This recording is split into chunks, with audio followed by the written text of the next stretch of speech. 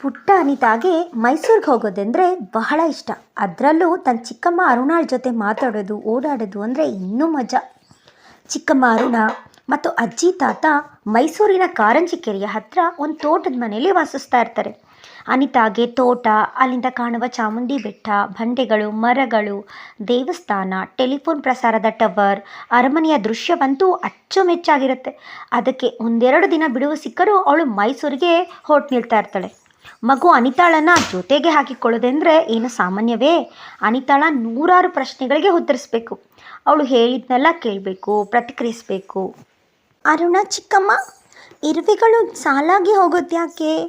ಅವು ಗೋಡೆ ಒಳಗೆ ಹೋಗಿ ಏನು ಮಾಡ್ತಿರುತ್ತವೆ? ಕೋತಿಗೆ ಬಾಲ ಯಾಕೆ ಬೇಕು? ಈಗ ಯಾಕೆ ಕತ್ಲೆ ಆಗಿದೆ? ಹಾಲು ಏಕೆ ಬೆಳಗಿದೆ? ಕಿಚಕಿಚಿ ಅಂತ ಪಕ್ಷಿಗಳು ಏನದು ಹೇಳೋದು? ಇಲ್ಲಿ ಬರೋ ನವಿಲುಗಳನ್ನ ನಮ್ಮೂರಿಗೆ ಕದ್ಕೊಂಡು ಹೋಗ್ಬೋದಾ? ನಮ್ಮೂರಲ್ಲಿ ಯಾಕೆ ಚಾಮುಂಡಿ ಬೆಟ್ಟ ಇಲ್ಲ? ನಮ್ಮೂರನ್ನು ನಾವು ಬೆಟ್ಟ ಮಾಡ್ಬೋದಾ? ಈ ಪ್ರಶ್ನೆಗಳನ್ನು ಕೇಳಿ ಕೇಳಿ ಅನಿತಾಳಮ್ಮ ಆಗಾಗಿ ಹೇಳ್ತಿದ್ದು, ಸಾಕು ಸಾಕು, ಇನ್ನೊಂದು ಪ್ರಶ್ನೆ ಕೇಳಿದರೆ ನನ್ನ ತಲೆನೇ ಒಡೆದೋಗುತ್ತೆ. ಅದಕ್ಕೆ ಅನಿತಾ ಯೋಚಿಸ್ತಿದ್ದು, ಬೊಂಬೆ ತಲೆ ಹೊಡೆದ್ರೆ ಅಪ್ಪ ಜೋಡಿಸ್ಕೊಡ್ತಾರೆ, ಅಮ್ಮನ ತಲೆ ಹೊಡೆದ್ರೆ ಜೋಡಿಸೋದು ಯಾರು? ಒಂದು ಚಳಿಗಾಲದಲ್ಲಿ ಅಜ್ಜಿ ಮನೆಯಲ್ಲಿ ಅನಿತಾ ಹಾಜರಾಗಿರ್ತಾಳೆ. ಅವತ್ತು ರಾತ್ರಿ ಮಾತಾಡಿ ಮಾತಾಡಿ ಮಲಗೋ ಹೊತ್ತಿಗೆ ಅರುಣ ಚಿಕ್ಕಮ್ಮ ಒಬ್ಬ ಕುಸ್ತಿಪಟುವಿನ ಕತೆ ಹೇಳ್ತಾ ಇರ್ತಾರೆ. ಚಾಮುಂಡಿ ಬೆಟ್ಟನ ಬೇಕಾದರೆ ತನ್ನ ತಲೆ ಮೇಲೆ ಹೊದ್ಕೊಂಡು ಹೋಗ್ತೀನಿ ಅಂತ ಅವನು ರಾಜರಿಗೆ ಸವಾಲು ಹಾಕಿದ್ನಂತೆ. ಆ ಕತೆ ಮುಗಿಸೋ ಮೊದಲೇ ಅನಿತಾ ನಿದ್ದೆ ಹೋಗ್ಬಿಟ್ಟಿರ್ತಾಳೆ. ಬೆಳಗ್ಗೆ ತೋಟದ ಸುತ್ತಲೆಲ್ಲ ದಟ್ಟವಾದಂಥ ಮಂಜು ಮುತ್ಕೊಂಡಿರುತ್ತೆ. ಚುಮ್ಮು ಚುಮ್ಮು ಬೆಳಕು ಇದ್ದರೂ ಎದ್ರು ಬದ್ರು ಇರೋರು ಕೂಡ ಕಾಣಿಸೋದೇ ಇಲ್ಲ. ಅಷ್ಟರ ಮಟ್ಟಿಗೆ ಅಲ್ಲಿ ಕಾವಳ ಮುತ್ತಿಕೊಂಡಿರುತ್ತೆ. ತುಂಬ ಚಳಿ ಇರುತ್ತೆ. ಮಲಗಿದ್ದ ಅನಿತಾಳನ್ನ ಮೆಲ್ಲಗೆ ಎಬ್ಬಿಸಿದ ಅರುಣ, ನಿನಗೇನೋ ತೋರಿಸ್ತೀನಿ ಬಾ ಅಂತ ಮನೆಯ ತಾರಸಿಗೆ ಕರ್ಕೊಂಡು ಹೋಗ್ತಾಳೆ. ಹೇಗಿದೆ ಅನಿತಾ? ಅರುಣ ಕೇಳ್ತಾಳೆ.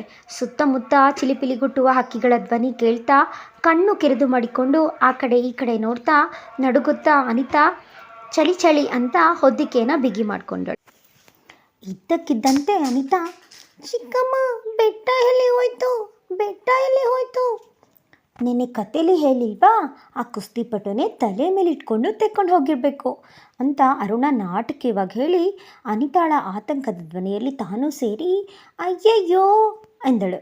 ಯಾರೋ ಚಾಮುಂಡಿ ಬೆಟ್ಟನ ಎತ್ಕೊಂಡು ಹೋಗಿದ್ದಾರೆ. ಇವರ ಕೂಗಿಗೆ ಮನೆಯಲ್ಲಿದ್ದ ಎಲ್ಲರೂ ಗಾಬರಿಂದ ದಡ ದಡ ತಾರಸಿಗೆ ಓಡಿ ಬಂದರು. ಚಾಮುಂಡಿ ಬೆಟ್ಟ ಎಲ್ಲಿ? ಯಾರೋ ತಗೊಂಡು ಹೋಗ್ಬಿಟ್ಟಿದ್ದಾರೆ. ಅನಿತಾಳ ದೂರು ದೊಡ್ಡದಾಗೇ ಇತ್ತು. ತಾತ ಗೊಣಗಿದರು. ನಾನೇನೋ ಅಂದ್ಕೊಂಡೆ, ಮೊದಲೇ ಚಳಿ, ಇಷ್ಟರ ಮೇಲೆ ನಾನು ನಿದ್ದೆ ಕೆಡಿಸಿದ್ರಿ ಅಂತ ಅಂದು ತಾರಸಿ ಇಳಿದು ಹೋದರು. ಕೈಯಲ್ಲಿ ಸೌಟ್ ಹಿಡ್ಕೊಂಡೇ ಬಂದಿದ್ದಂತಹ ಅನಿತಾಳ ಅಮ್ಮ ಸ್ವಲ್ಪ ಸಿಟ್ಟೇ ಬಂದಿತ್ತು. ನಿನಗೂ ನಿನ್ನ ಚಿಕ್ಕಮ್ಮನಿಗೂ ಬೇರೆ ಕೆಲಸ ಇಲ್ಲ, ಇಷ್ಟೇ ಬರೀ ತಲೆ ಹರಟೆ, ನನಗೆ ಕೆಲಸ ಇದೆ ಅಂತ ಹೋಗ್ತಾರೆ. ಅಜ್ಜಿ ಸ್ವಲ್ಪ ಗಂಭೀರವಾಗಿ, ಅನಿತಾ, ಅರುಣ, ನಿಮ್ಮಿಬ್ರಿಗೂ ಈಗ ಒಂದೇ ಕೆಲಸ. ಈಗ ಇಬ್ಬರು ಸೇರಿ ಬೆಟ್ಟನ ಹುಡುಕಿ ಕೊಡಿ, ನಮಗೂ ಬೆಟ್ಟ ಬೇಕೇ ಬೇಕು ಎಂದು ಹೇಳಿ ಕಿರಣಗುತ್ತಾ ಹೋಗ್ತಾರೆ. ಅನಿತಾಗೆ ನಿಜವಾಗ್ಲೂ ಆತಂಕ ಆಗಿರುತ್ತೆ. ಅರುಣ ಕೂಡ ಅಯ್ಯಯ್ಯೋ ಏನು ಮಾಡೋದಪ್ಪ ಈಗ ಅಂತ ಇನ್ನೂ ಹೇಳ್ತಾನೇ ಇದ್ಲು. ನಿಧಾನವಾಗಿ ಸೂರ್ಯ ಮೇಲೇಳ್ತಿದ್ದಂತೆ ಬೆಟ್ಟನ ಮುಸುಕಿದಂತಹ ಕಾವಳ ಕರಗತೊಡಗಿತು.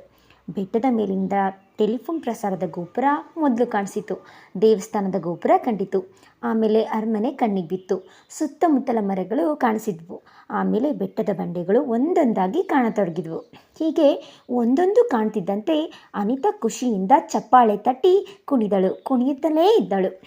ಬೆಟ್ಟ ಸಿಕ್ಕಿತು, ಬೆಟ್ಟ ಸಿಕ್ಕಿತು ಎನ್ನುವ ಅವಳ ಆನಂದದ ಕೂಗಿಗೆ ಸುತ್ತಮುತ್ತಲ ಹಕ್ಕಿಗಳು ಧ್ವನಿಗೂಡಿಸಿದಂತೆ ಕೇಳುತ್ತಿತ್ತು. ಅವಳ ಖುಷಿಯಲ್ಲಿ ಅರುಣ ಚಿಕ್ಕಮ್ಮ ಕೂಡ ಸೇರಿಕೊಂಡಳು. ಅವರ ಸಂತೋಷದಲ್ಲಿ ನಾವು ನೀವು ಸೇರಿಕೊಳ್ಳೋಣವೇ?